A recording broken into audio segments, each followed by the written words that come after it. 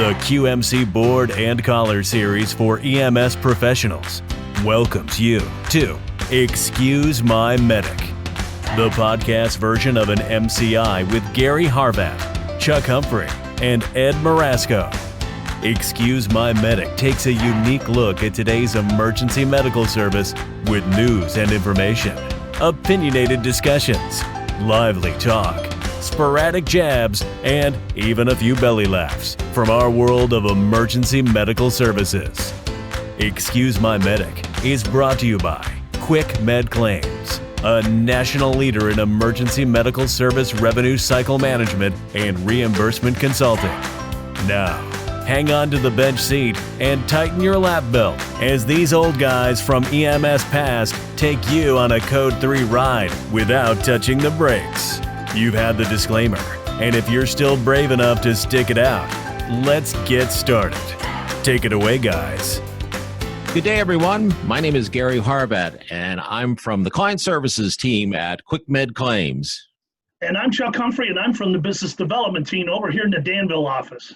And joining us today, folks, believe it or not, we've got a new member of our team. Ed Marasco, who's the Vice President of Business Development for Quick Med Claims, is joining us as our new partner, and we are delighted. Chuck, are we delighted or what? I love it. Absolutely love it. Yeah, especially since he's my boss, Well, today we're all equals, Chuck. And, right, we're even allowed to throw stones at him along the way if we need to do that. So I'll look forward to that. No holds barred here. But, absolutely. Good morning. I'm glad to be here, guys. Thanks for letting me join the fun. Well, we're glad to have you, Ed. For those of you that don't know Ed, Ed's been a fixture in the air medical side of the business for many, many years. He's been actively involved with the Association of Air Medical Services for more than 20 years. He served as a member of the Fixed Wing Committee and the Finance and Reimbursement Committee. He served on the EMS Board of Directors as the chairman of the Finance Reimbursement Committee. And Ed, one of the great things that Ed has done for the air medical industry, and it's one of many, is he represented the association and negotiated the rulemaking process to establish a new ambulance reimbursement fee schedule for the Medicare program. And he's been highly decorated. I think one of the great awards that Ed has received over his course of his career was the Marriott Carlson Award, which is given by the air medical industry, very prestigious award. So we are honored to have Ed not only as our colleague, but actually as one of the facilitators of Excuse My Medic. And we're glad to have him here for not only this first show, but many more to come, we hope. So with that, hey, I'll just kind of kick it around here a little bit. Chuck, what's been new with you? Well, I'll tell you, I've been visiting a couple trade shows, and it's been good. I've got to see some folks across the country in EMS. I love interacting with new EMS people that I get to meet all the time. So it's been fun, and I got a couple more coming up. So looking forward to meeting you guys out there. If you're going to be AAA, you're going to be up at the Wisconsin EMS, or even ABC 360 next week. In Hershey, make sure you stop over. Gary and I will be there in Hershey, and that's always a good time in Chocolate Town. So we're looking forward to interacting with you. Make sure you stop by and see us. I love going to Hershey, Chuck, for many reasons, but the biggest reason I like going to Hershey is the restaurants serve chocolate butter. It's unbelievable. And it's probably the most unhealthy thing one can ingest, but it is unbelievable. For those of you folks who are listening who've never been to Hershey, go to the Hershey Lodge, order a big loaf of bread, and just get a ton of chocolate butter. Your arteries will never forgive you, but it tastes so great going down. Trust me. So, Ed, how about you? You've been a traveling man too. I have been, yeah. We've been on the road quite a bit. Just got back from Asheville, North Carolina. And, of course, we are rapidly approaching our visit to Atlanta for the Air Medical Transport Conference this year, which is always one of our favorites. And I guess, Gary, you'll be there, myself, and a number of the members of the senior leadership team here. We're very excited to do that. Of course, we have a client event on Sunday evening, which is always wonderful to see our friends from around the industry. It is great. Yeah, looking forward to it. Great. Well, good. Well, I've been doing well. I've been traveling a bit too. Thankfully, not as much as you guys. So I've been able to spend some time at home. We're having a big Thanksgiving dinner at the Harvat house. We've got 23 people coming. And so I have already vacuumed under our bed in our bedroom about 3 or 4 times. So not sure which one of our guests is going to be looking under our bed, but let me tell you, it is white glove under there. White glove. No dust bunnies. No dust bunnies. You can take your Thanksgiving plate, crawl under the bed and eat it and not worry about a thing. You know, it's funny. I remember probably about 10, 12 years ago when my youngest was small, she loved mashed potatoes. And I know you're a big mashed potato fan. We got a picture of her sitting underneath the table while the rest of us were doing our post-meal conversation. And she has the bowl of mashed potatoes and she's got a spoon and she's eating them. I think it's one of my favorite pictures of my Alicia that I have. Well, as most people here will attest, you hit the nail on the head, Chuck. Mashed potatoes are truly my weakness in life. And fortunately, before my daughter got married, I lost a number of pounds. And the way I did that was staying off the mashed potatoes. But it literally killed me. Literally killed me. It was tough. Hey, Chuck, here's a funny story on Gary. So as you may know, we have one wedding left of 3 in a row in 18 months. But at the first wedding, Gary and Terry came to the wedding. It was my middle son Adam's wedding. And we had these Chinese takeout containers for the famous Pittsburgh cookie table deal. You know, yes. You take a bunch home. There's a rumor, I didn't witness it, I was engaged. There's a rumor that Gary filled up an entire Chinese takeout container of mashed potatoes. Mashed potatoes. With him. I do not at all find that surprising, Ed. I must attest that is not rumor. That is 100% truth. And let me tell you, they tasted great on Saturday morning for breakfast or Sunday morning for breakfast. There was good oh my, good stuff. So anyway, folks, let's just get back to business here. Somehow we have really digressed. It's terrible. We have no chemistry here. But anyway, Ed, a couple episodes ago, we did some information on surprise ambulance billing, and Chuck was nice enough to do a very nice presentation. But since that time, this is a ball that tends to continue to spin and get larger, and there's been some legislative oomph behind it. So if you'd be kind enough to kind of, if you can, update us on this whole issue and any legislation, it would be greatly appreciated, because I know you've been following this very closely. Well, yeah, and thanks, Chuck and Gary, for your leadership and sort of bringing us up to speed in the first go-around on this. And you're right, this thing has been sort of out of control. You know, it's funny, a couple of years ago, the term surprise medical billing was used to describe to really what amounts to a disconnect between insurance coverage and the clinical care and services that our patients need. And unfortunately, much of the media coverage and associated propaganda, would make the less aware consumer sort of come to the conclusion that the issue is about exorbitant charges. And the reality is the growth in charges in emergency services over the last few years really sort of helped to bring this issue into the public eye. But the real underlying issue is a failure of the U.S. healthcare system to sort of align those incentives between the payers, the patients, the employers, and the suppliers and providers that are out there. There's a disconnect there. And the challenge is, this is not a new issue, and it's pretty complex, and it's certainly not limited to the transport community. I think one of the things that brought this to the forefront is the fact that a lot of people don't realize that hospital emergency departments, the hospital itself has a fee, and then a physician group, which is oftentimes separate, has a fee, and the hospital might be in network, but the physician group may not. And so the patients come to the emergency department thinking it's a affiliate of their local insurance product and it's in network, and they get their hospital bill, and of course it's all handled except for the appropriate copays.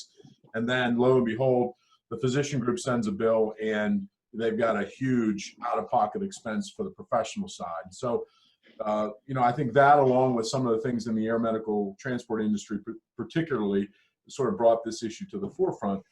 And so it really comes down to an in-network versus out-of-network problem. When a provider and supplier does not believe that they're going to get adequate payment by being in-network, they elect to be out-of-network, which puts the patient on the hook for the balance. And then on the other side of the coin, the payers are looking at what their spend is on the types of services, whether it be emergency department care or surgery, ambulatory surgery, or in this case, today we're talking about medical transport. And they're forced to try and find ways to reduce the spend and make that cost match the premium dollars. in a reasonable way. And so they do things like creating a narrow network of providers where they can sort of manage the process, the quality factors, and certainly have an impact on what they pay for the services. So that's really where you get to performance expectations and negotiated rates. The problem we have in emergency services, that transparency that exists on the elective side. Hey, I got to go have surgery. My physician says I need to have something fixed. I can go and I can find a provider that is in network and go to a place, a facility, an ambulatory surgery center, for example, that's in network to make sure I'm all good. At 3 o'clock in the morning, when I'm having chest pain, I don't generally have that visibility into the system. And so I call an ambulance, I get an ambulance, I go to the local emergency department, and they say, geez, Mr. Marasco, we can't help you here. We've got to fly you to Pittsburgh and get that care that you need. And so the helicopter comes and takes me, and through that whole process, I don't have the opportunity to sort of assess what that means for me, both clinically, operationally, and certainly financially. So that's the rift. You know, the air medical transport part of this bubbled up, became sort of top of the debate a couple of years ago because of a couple things. There were some negative stories about individual patients in the media, several state efforts to regulate air medical transport, and we'll talk a little bit in a few minutes about the Airline Deregulation Act. And then because of some of that stuff, you know, over the course of time, over the last 4 or 5 years, probably a dozen or more lawsuits now that have been filed by patients in a sort of a class action kind of way to dispute these charges and their obligations to pay under the out-of-network scenario. So that's really brought this thing to the top. And there's some data out there that also, you know, endorses or at least reinforces what the patients are saying. And that is, you know, the GAO did a recent study.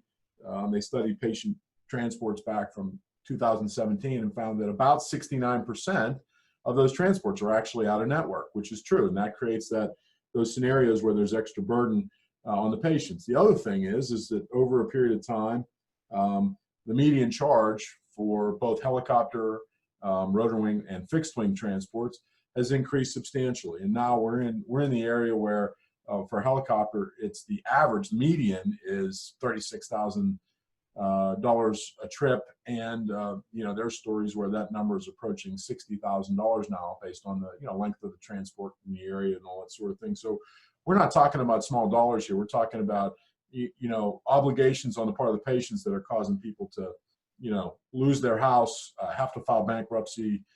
You know, in the old days, and I think I was one of QuickMed's first air medical clients. I think our average charge at University Hospitals Medevac up in Cleveland was about $5,000 a trip. And that wasn't that long ago. This was in 1998. So the price of poker, as they say, has gone way up. And that, of course, creates a challenge as well. Then you add to the fact that the sheer number of programs around the country and the number of transports has grown exponentially over the last 20 years. And so a problem that, you know, back in the early 90s was not that, you know, prevalent. There weren't that many air medical bills being sent out. Now we've grown to where there's helicopters in almost every corner of the country, and you know, an average of you know, 40 flights a month for a typical air medical base. Those numbers start to add up. And there's a thing called the ADAMS database that gives you a nice look around the country of sort of what the you know, where the programs, where the base sites are located, and it gives you circles, response ring circles, and there's very few places that there's not a circle covering it. Some of the more rural areas in the Great West are probably not as heavily covered. So, and of course, a lot of negative press, and the press has been everything from you know, cost to charges to overutilization, and then of course there have been some safety issues over the years as well, which has brought some coverage to the air medical transport industry. So, you know, how do we solve this problem? We've got this gap, and you know, essentially there are sort of three solutions that over the course of time people have talked about. One is a free market solution, and that happens in many aspects of healthcare delivery. Competition creates a set of operating and financial norms and expectations that drive a relationship between you know, payers, providers, and suppliers, and of course the patients at the heart of all this. The problem is in emergency services, that free market norm is kind of muted because you don't have the ability to select based on knowing the quality of one particular provider over another. You go to the place that's close, and oftentimes it's not even your choice. You might be unconscious and you end up someplace because of some provider that's trying to do the right thing for you. So, of course, there's a regulatory solution. Some with other healthcare services, there are local, regional, and state regulatory agencies that might have an impact on how healthcare is delivered and how it's paid for.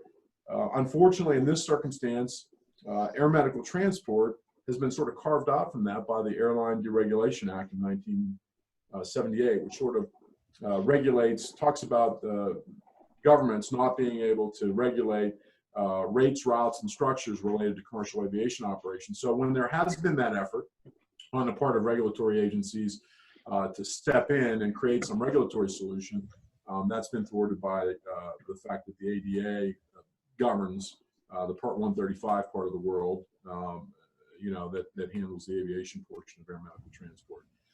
And so here we are today. We've arrived at the fact that the legislative approach is really, one of the only ways left, a lot of folks believe, to tackle this issue. And so, earlier this year, and there's been a lot of discussion about this in Congress.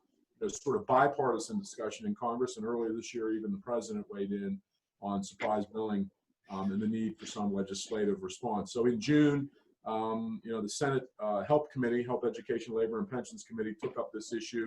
There's also that's the Senate side. There's also a companion legislation that was proposed on the House side, the Energy and Commerce Committee, to try and resolve this issue. And the idea is to force or drive these providers to be in network, because when they're in network, that changes sort of the relationship between the patient, the payer, and the provider or supplier. And the expectation is that if we can get more folks to be in network legislatively, that will reduce the rub. Unfortunately, there's not a really good and easy way to do that, and there are some consequences. So one of the provisions in both sets of legislation that are sort of being considered, and by the way, there's tons of variations of this and proposed amendments and such, but the core elements of both sides of Congress that are taking this up are, number one is network matching. So how do we reduce that scenario where if a hospital's in network and I'm working with the hospital to get my care needs met, the other entity that's not necessarily the same as the hospital doesn't have to adhere to the same guidelines. So the idea is to force, whether it's a physician, emergency physician practice, or a pathology group, or an air medical transport agency, to actually honor and be consistent with how the hospital is approaching the in-network versus out-of-network discussion. There's some issues with that. Obviously, the economic situation for a hospital, which tends to have much more influence with a third-party payer than an individual physician group or an individual private air medical transport provider, creates some challenges in terms of being able to, make it appropriate for both parties. So that's not a great thing. There's also some regulations out there, and I was doing some research on this, and I forgot all about this, but there's actually a corporate practice of medical laws provision in many state legislatures have passed, and the express purpose of this law is to prevent physician and facility collusion with respect to payers and, of course, ultimately patients and the cost. So if something like this were to get passed, there's going to be a challenge for legal folks and for corporate folks to figure out how to honor this legislation, but also not get on the wrong side of these other regulations that apply that are meant to sort of keep almost like a Chinese wall between the physician groups and the hospitals. And of course, the big thing is, if you do drive us to be in network, how in the world are we going to decide what a fair price is? So some folks are suggesting that we establish a broad benchmark that would apply to all types of services, whether it's physicians or transport or whatever else. And of course, the first thing everybody goes to is, well, the Medicare fee schedule, because that's the gold standard. And so, people talk about, and one of the suggestions is to be 125% of the Medicare rate for whatever service that is, a physician level 3 visit, an air medical transport, an ALS 2 level transport. And we all know, because we've been around for a while, that we know that fee schedule is nowhere near approximating the cost of providing services certainly for transport. It's like that for many other types of healthcare delivery. So here we are, we could be pinned to a scenario where we almost surely are not going to get paid, reimbursed an adequate amount. And there's a lot of folks who are concerned about physician groups and others, including transport, not being able to continue to operate under those economic conditions. So how do you fix that? Well, there's going to be a dispute about the number. If we can't come up with a benchmark everybody agrees on, then we have to have a dispute resolution approach to that. How are we going to get the payers and the providers to agree to what that rate's going to be in network? And so we've heard a variety of things, from baseball type arbitration. You give a number, I give a number, and an independent third party puts the two numbers together and comes up with some number in between based on some logic. That's one approach. There's a lot of concern with that. I think the insurance side is very concerned about that. On the provider side, Hospital Association and others have expressed some concern about it, but maybe a little more comfortable with that than perhaps the benchmark approach. And then there's even been a suggestion recently as a month or so ago, where one prominent legislator proposed that we go to a full-scale negotiated rulemaking process again. So let's sit down, get the parties at the table like we developed the original ambulance fee schedule, and let's figure this out. The challenge there is, that process took 2 years, and then another probably year and a half after that to fully implement the thing, or maybe even 2 years. So it was about a 4-year exercise to get from present state to new state with respect to the ambulance fee schedule. And so if we go the negotiated rulemaking route, it's not going to bring relief to the patients and providers and payers anytime soon. So there's some pushback on that as well. So it's a complicated issue, and it was moving along quite well the beginning part of this year. There was a lot of momentum. Again, as I mentioned, bipartisan support to address this issue. The president was willing to sign legislation if it could be developed with both bicameral support in Congress. And then a couple of other things happened since that time. Number one, the provider side had been relatively quiet. So during the summer recess, the physician groups, the hospital groups, the transport groups have pumped millions of dollars into advertising to raise the awareness on the part of the general public about this issue. We know you have a question or problem, but this isn't the way to solve it, because it's going to create problems. You might not be able to find a cardiac physician or emergency physician in your area if they can't get adequately reimbursed. So you have that going on. There's been a push to overhaul the Stark Law, which is a 1998 law, 1989 law, that sort of drives a lot of the relationships between healthcare institutions. Some believe it's a barrier to creating truly integrated delivery and financing systems, which many believe will drive up quality and drive down cost. There's, of course, drug price legislation. You can't open up the paper, look at anything online these days without hearing about the high cost of pharmaceuticals. And you may have read about this, gentlemen. I'm not sure if you've been following any of this, but there may be a few hearings going on in Washington, D.C. about impeachment these days, which certainly has changed the cooperative tenor of things in Congress with respect to the executive branch. So all those things have drastically changed the level of momentum with respect to surprise medical billing. Now, on the other hand, there's still some feeling, if you read the journals, that there might be an opportunity before the end of the legislative session, and we're getting pretty close to that now, to have this issue addressed as a part of a larger healthcare spend bill. So they might get some support for something larger, and they might tack this on. So again, tricky maneuvers from a legislative perspective, but there's a whole lot going on in Washington, D.C. right now that leads a lot of folks to believe that it won't get handled. Ed, I have a question for you. You've given us some great facts and information as you've seen and read, but you've got a great background in this industry. You understand the reimbursement side. What's your gut? Where's it going to end? What do you think it's going to look like at day's end? Look, it's a great question, G. I think there's no way that we can continue to see the price increases and the patient obligation part of this continue, both on the general emergency side as well as on the transport side. I think there has to be some rationalization in the market. And as you guys know, EMS in general and transport is a high fixed cost business. And so, to put the truck on the road and staff it and provide insurance and all that before you even turn a rotor or roll the wheels out the door is very expensive. And so what you have to find is a way to reduce cost, to be as efficient as you can, which means driving up utilization to make it very efficient so that people can survive on less reimbursement, and not less than we have now, but less than the charges, let's say, that it takes right now to get to a reasonable level of reimbursement. I mean, on the air medical side, depending on who you talk to, it's anywhere from $8,000 to $15,000 a trip to do it and do it in a high quality way. And you've got average reimbursement around the country. It varies quite a bit. Mission profiles vary as well, so there's more or less loaded miles, but people are getting paid $7,000 or $8,000 to transport. So the system right now can't support the current cost structure, even on the reimbursement we have now, which includes those, incredibly high charges on the commercial side and non-participating providers and all that. So there's got to be some solution. Yeah, and good stuff. What I worry about is, I worry too about two things, being around for 3 decades in EMS. I worry that people still don't understand what we do.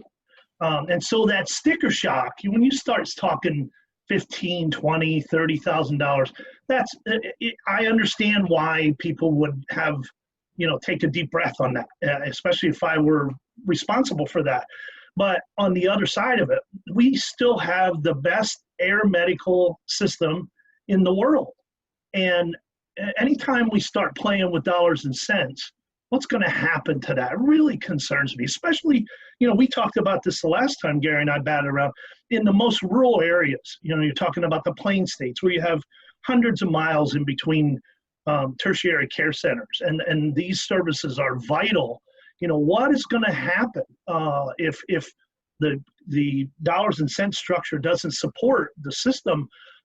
It really concerns me, and it concerns me that people see us, and I say us in the industry, as the bad guys. All we're trying to do is pay the bills and keep the service going, and that's a hard sell. It really is. But you make a good point. It costs a lot of money to put that ship up in the air, put that ambulance out in the street, and somebody's got to pay that bill. And that's my ultimate concern, is what happens down the road. Yeah, Chuck, that's a great point. I mean, think about it. You look at rural America, and that's where particularly air medical transport, but even good high quality ALS capability is most needed. And because of the belt tightening in healthcare already over the last decade or two, and I forget the statistics, but I know it's double digits of rural health systems, rural hospitals that close every year. And so now you're further away from where you can get definitive care, and transport becomes all the more important. And it creates a burden on the transport system at a time now when we're talking about ratcheting back the reimbursement. And you're right, it's very costly to provide high quality care in those areas. Look, if you're doing 60 flights a month, that's a different cost structure than if you're doing 25. But those 25 out there in the plain states or rural, Wyoming, we for a long time on the air medical side, we had a flight to Wyoming up there in Casper. We were the only game in town. In fact, we used to fly the physicians out to rural clinics to provide specialty care. We'd load up the fixed wing in the morning and fly them out to some outpost somewhere to be there all day, and then fly them back at night, because it was the only place to make it reasonable. They couldn't drive. It would have taken them longer to drive than the shift was during the day to provide the care to the patient. So we provide service, I know, to a ground ambulance in Alaska that's completely waterlocked around. So they literally transport the patient to a clinic, stabilize, call in air medical, and that's the only route to a care facility that's beyond a clinic. But you're talking 3-4 runs, maybe, a year. But it's still vital. When it's needed, it's needed. How do you pay those bills? It's really a conundrum, no doubt about it. Yeah, it sure is. Something's got to give, for sure.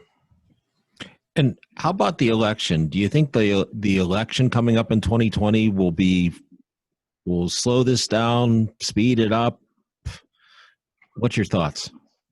Oh, goodness. I think, it's going to be a distraction. You know how election year politics exactly goes. Folks are jockeying for position, and they want certain things high profile. Of course, healthcare has been, for the last, probably 4 or 5 presidential cycles, if not more, some would argue more than that, has been, in the forefront of almost every set of debates. And so we haven't figured it out yet as a country, but I think these kinds of things can get slowed down or can be brought to the forefront if somebody latches onto this. And this is an issue that affects a broad cross-section of the population. This is not just something we're not talking about attacking Medicare. So the older folks get, the AARP group gets fired up about this. There's stories about, I read a story a couple of weeks ago about a poor mom who had a premature birth and the baby had to be flown, and she ended up with a $55,000 bill. And, so it's little ones to, to folks in their 80s who get impacted by this, families. So it's not going to go away. No, it's not at all. It's a subject, and I'm sure for our listeners' sake, we will promise you to keep you up time and time again. And I will tell you, there probably will be more updates. Ed, thank you for that information. Again, always a wealth when it comes to information like this, and thanks so much for being prepared and responding to this ongoing question that looms out there in this industry. So let's move on a second here. There's always some great stories that come out between broadcasts, and I think we've got a few of them today. Chuck, what do you say we let the new guy go first, huh? Yep, go get him, bud. All right. We're really leaning on him today. Oh, big time. Let's do it. Hey, Chuck, we can't do it after the show's over. We might as well do it now, right? That's right. He pulls rank on us after the show. We're in trouble. Right now, we're on level ground. Yeah. By the way, listeners, don't let them fool you. I work for these guys 24/7. Second only to my wife, Joyce. It's really You're on, Ed. I think they call that servant leadership, isn't it? Servant leadership, yep. And you're pretty good at it too, bud.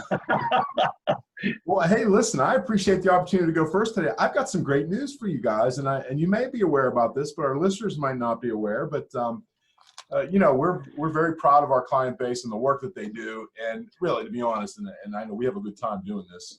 I'm having a blast today, but one of the serious notes is we do recognize, and our staff recognizes, how important the work that our clients do every day, taking care of sick folks around the country. And our critical care transport clients do a tremendous job. And there's we could go on with tons of stories, but one of our longstanding clients, HealthNet, which is a statewide program covering West Virginia, was just named by the Association of Air Medical Services as the Air Medical Program of the Year, which it's sort of the cream of the crop of the cream of the crop. As you know, these agencies around the country that do this are very, very good at what they do. And we've always known about HealthNet because we worked with them for such a long time, but they've always been one of the most respected programs around, and from their commitment to safety and quality. I mean, they have a full-scale helicopter in a hangar down there. They do clinical training in the back of the helicopter. It's incredible. The commitment to safety and the technology on the aircraft is wonderful. But in early October, the folks from HealthNet were notified that they were selected as Program of the Year. They'll receive their award at the Air Medical Transport Conference here in Atlanta on November 4th. And this is a really unique thing because it's typical in the industry for these nominations to come from somewhere within the family. So a sponsoring hospital or an EMS agency in the area that works with them may nominate them. But the nomination for HealthNet actually came from a program that's an industry leader that's based in Canada who came to the program to visit with them and learn some things and share some things with them, and was so impressed by what they saw and the people that they work with at HealthNet that they actually did the nomination. So truly nominated by their peers from around the world, and it's a tremendous honor. So we couldn't be happier for Clinton Burley and the team at HealthNet. And it's interesting, if you talk to Clinton about it, he'll tell you this, and you guys have heard him say this too. It's not about him. It's not about leadership.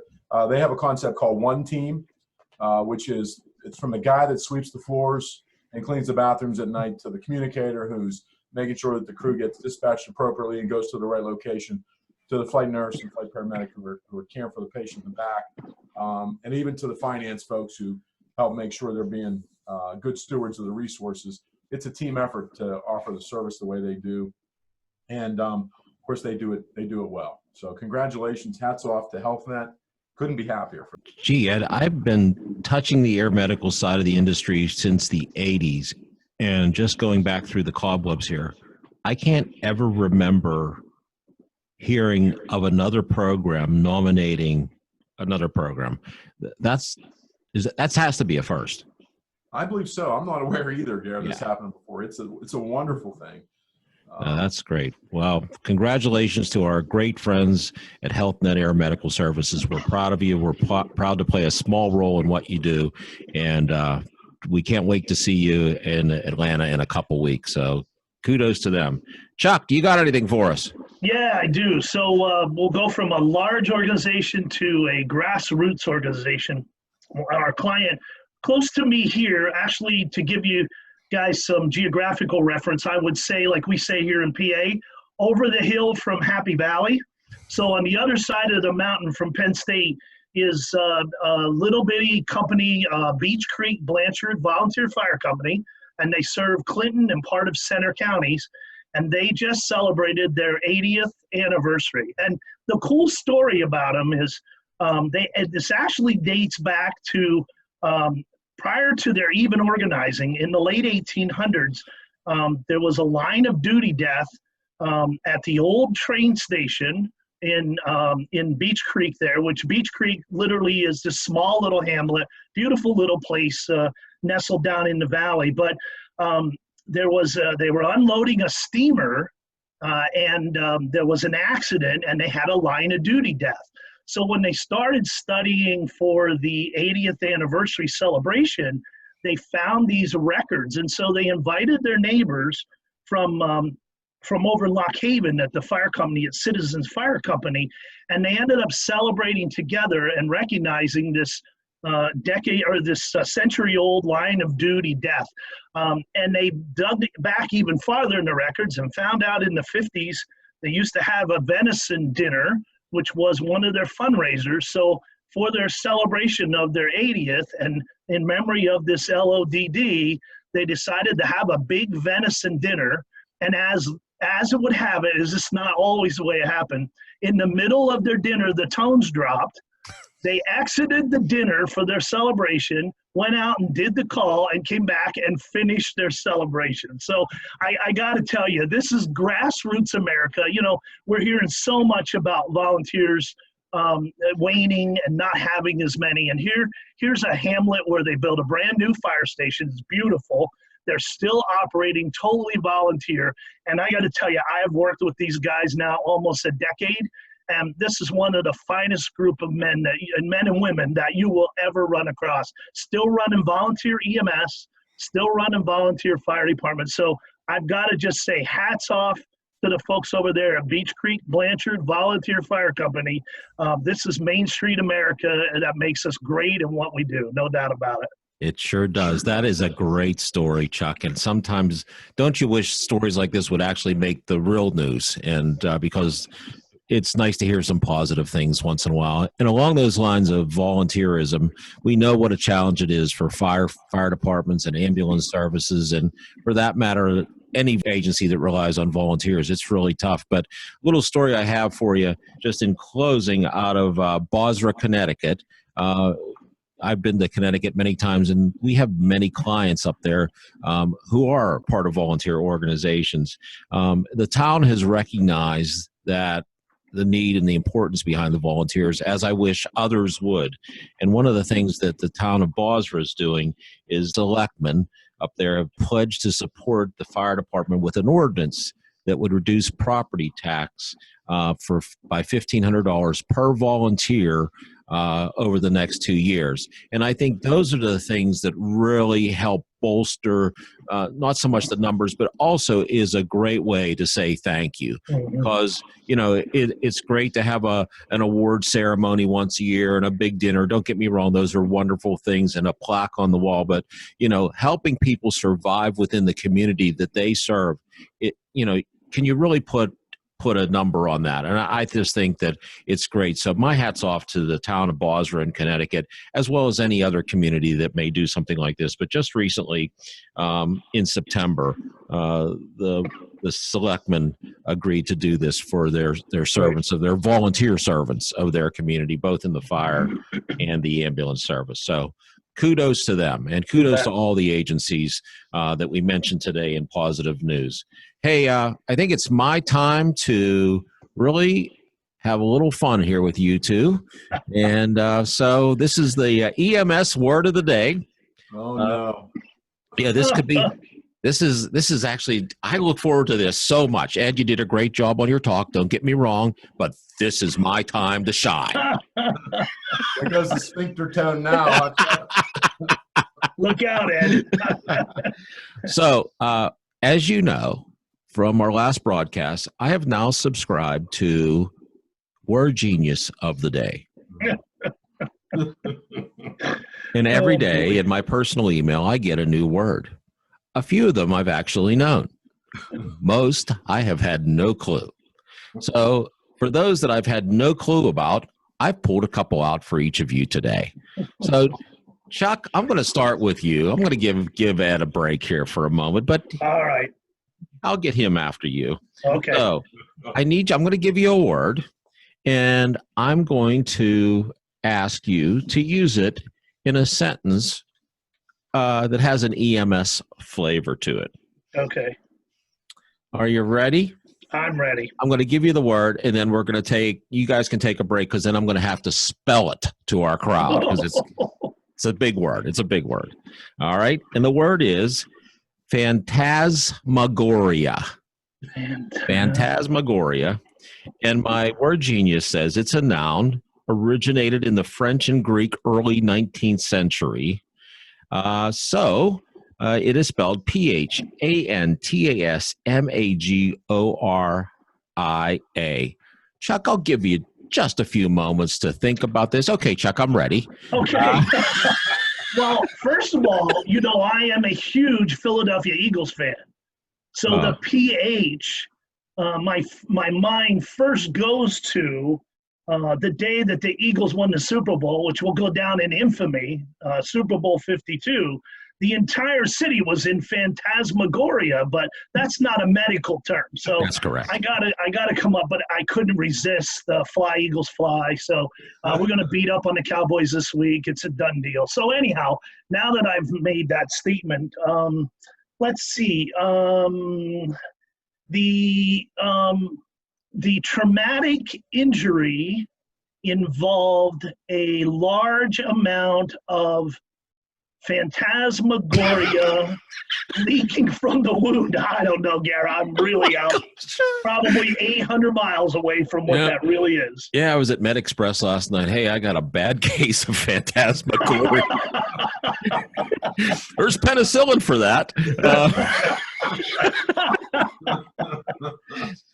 Chuck, that was a nice try. No cigar. Nice try. I figured.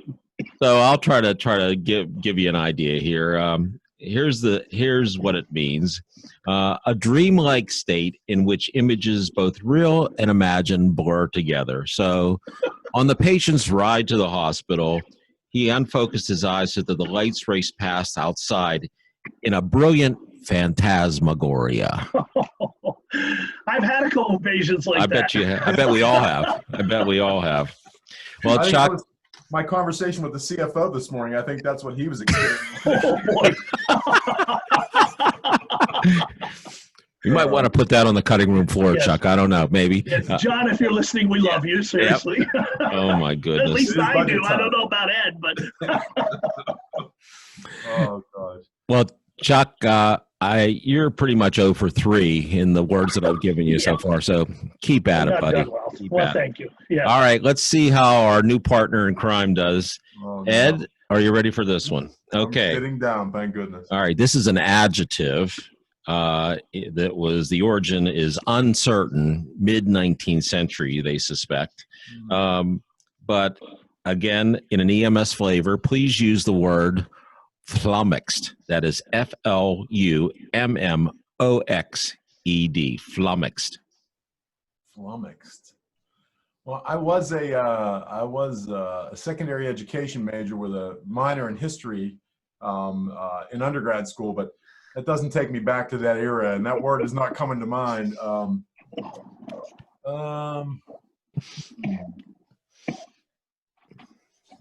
the closest word I can think of is it's a word my dad used to use all the time when he was amazed by something, and he would say flabbergasted. Is that a word you guys are familiar with? Yeah. Oh yeah. At the what your mother spent on shoes last month. So, I'm going to guess it's somewhat close to that. So I'm going to guess it's something along those lines. So how about if we say the paramedic responded and following an interview with the patient was flummoxed at the fact that the patient described a long medical history of poison ivy. I don't know. You know what? I got to give you some credit on that a little bit. Chuck, you are really behind the 8 ball. Uh-oh. So I can go with this. The meaning is totally confused or bewildered. So Yeah. So pretty good. Chuck go for 3, Ed 1 for 1. Yes. That's the old blind squirrel can get a nut anytime. And I was worried when you talked about your dad that we were going to be one of those pull your finger jokes, because I can see flummox being that too. Oh my goodness. Oh my gosh. I kind of held my breath there for a minute. What is happening here? It's bad. It's so bad. All right, gentlemen. So before we sign off, anybody got anything crazy? Any crazy news stories you've read lately out there at all? Chuck, I'll defer to you. You got anything? Yeah, well, I picked up a story from Idaho, and it's kind of serious, but it's also very amazing. There was actually a hunter who went down in the mountains during the recent snowstorm, the end of September, and they put out a call for responders. No airships, funny, we talked about air today. No airships were able to fly, and this was during a time when they had some kind of homecoming in this little community. They had no people able to be committed. So this guy had some serious injuries. He fell off a mule and landed on a tree stump and ended up having major chest injuries, including hemopneumo. And they set up camp overnight. They put out a call, and responders from about 3 or 4 different locales, it's amazing, but got together, including, I don't know if you guys know Van Der Esch, the football player from the Cowboys, Leighton Van Der Esch. His father was actually one of the responders. It was a hike of several hours back into the hills, and they got out there, and he made it through the night. He actually picked up the phone, this hunter, and called his family and said, look, I may not make it. I'm out here. They can't get me out. When they got out there, they really would have liked to put him in a KED device, but they didn't have it.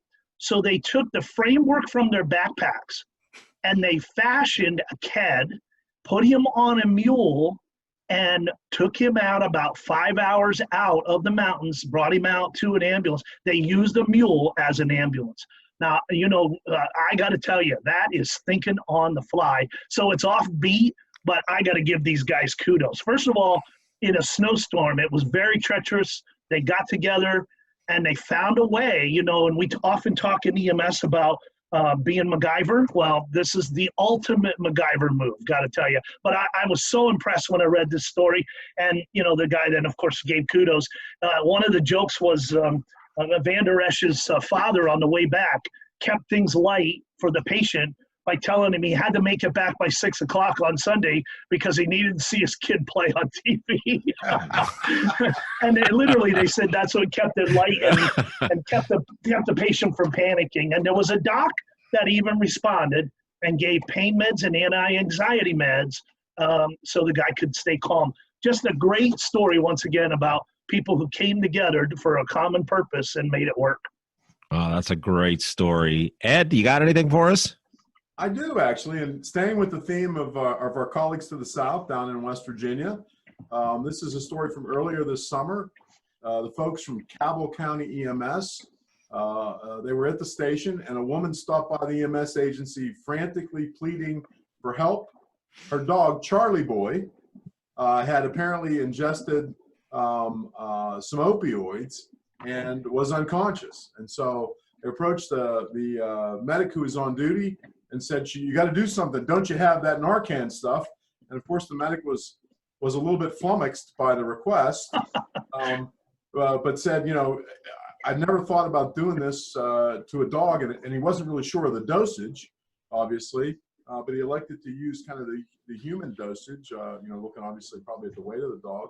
And sure enough, Charlie Boy is alive and well today, and the actions of the opioid were reversed, and is a happy ending to the story. So not something to do every day, but great job. Some tremendous stories, gentlemen. Wow.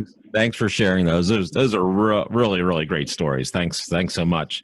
Well, we've come to about just the end of our time here today. And again, welcome to Ed. Ed, you make a great addition to our team. Thanks for being here. And, we'll be mandating you're here on future episodes with us too, as you know. So thanks. And Chuck, many thanks to you. Always a pleasure. To our listeners, we really appreciate the fact that you've taken the time to download and listen in. I know it's a bit crazy at times, and that's the way we like it, to keep it light as well as informative along the way. So thanks to you. Please be sure to download all our podcasts. And I might state here today that, believe it or not, this episode is our 100th podcast that we're doing. Yay. And so we need a cake or something. Exactly. Yes. So we've met the century mark here as far as our shows go, so we'll continue to do more as they've been well received, and we're excited and happy that our listeners are enjoying them. So as Chuck mentioned, we're going to be in Hershey here next week, and we've got some other travel around the country at the Air Medical Conference. Please stop by, say hello to us. Your comments are always appreciated. Should you have any comments about any of our podcasts or require any information regarding revenue cycle management from QuickMed Claims, please feel free to call us at 1-800-901-1155 or email clientservices@QuickMed Claims. For now, thanks again to all of you for listening. Thanks to my colleagues here today. I really appreciate it, and we are so glad to have you. And remember, one more thing. Hey, be safe out there. Thanks, everybody. Have a great day.